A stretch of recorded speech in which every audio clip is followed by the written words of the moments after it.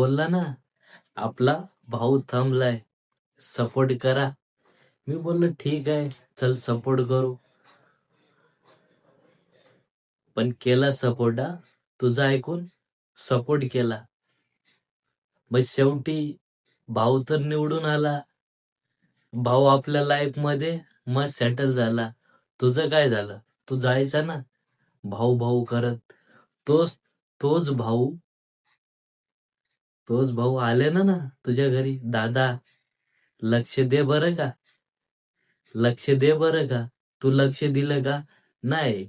मी तर, तू माझा मित्र आहे म्हणून मी तुझ्यासाठी मित्रप्रेम दाखवलं. पण तू ज्याच्या पाठी, ज्याचे काम धंदे सोडून चाकरी करायचा, खायचा प्यायचा, मग शेवटी तो काय बोलला? अरे, मी मत विकत घ्यायला पैसे मोजलेत, मग तुमची सेवा कशी करणार? मग त्यासाठी बोलतोय, तर एक व्यक्तीला निवडा की जो तुमच्या अर्ध्या रात्री कॉलवरती तुमच्यापाशी आला पाहिजे. तिथूनच हुकुमाचे इक्के नाही दाखवला पाहिजे. आणि त्यासाठी बोलतोय, आपल्या बाबासाहेबांनी काय सांगितलेलं आपल्याला? शिका, संघटित व्हा आणि संघर्ष करा. लाचार नाही बनायला सांगितलेलं ह्याच्या त्याच्या पाठीमागे लागून. हा, तुम्ही विचार करायची गोष्ट आहे ना, तुम्ही विचार करायची गोष्ट आहे ना. विकास करायचा असेल तर आपल्या हक्काच्या माणसाला निवडून आणा. बघितलं ना नरेंद्र मोदी काय केले? अच्छे दिन आएंगे, आले का? चांगले दिवस आले?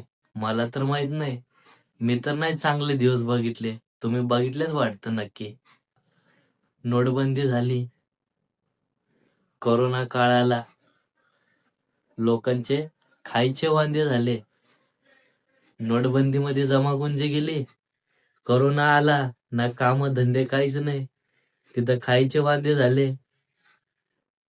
मग सुधारणा चालू झाली, त्याच्यात आला जीएसटी. जीएसटीचं काय? तुम्हाला 1 रुपयाचं चॉकलेट पण जीएसटी लागूनच येणार. मग तो दुकानदार काय बोलणार? अरे, मी जीएसटी भरतोय ना तिकडं. मग त्या दुकानदारला जीएसटी त्याची भेटल. पण तुमचं काय? विकास करणारा व्यक्ती हा पैसे देऊन मत विकत घेत नाही, कळालं का? जो पैसे देऊन मत विकत घेतो ना, तो त्याचे खिसा भरण्यासाठी घेतो, कळालं का?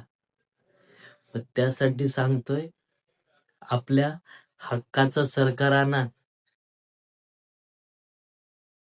आता तुम्ही म्हणणार ते कोण आणि कुठलं चांगलं सरकार? अरे, तुम्ही विचार करायची गोष्ट आहे.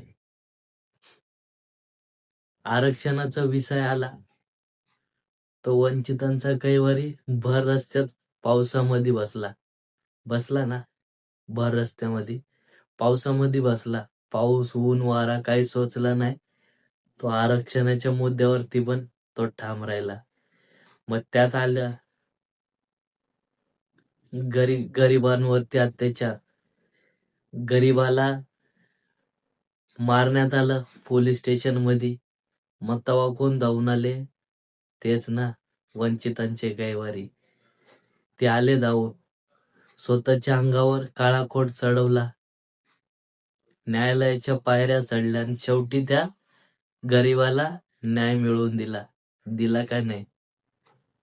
मग तेच बोलतोय, तुमचं मत अशा माणसांना द्या की तुमच्या वेळेचा फायदा नाही, तुमच्या वेळेचं सोनं केलं पाहिजे. मग त्यासाठी बोलतोय, आपली हक्काची, वंचितांची, वंचित बहुजन आघाडी, तिला निवडून आणा, सपोर्ट करा.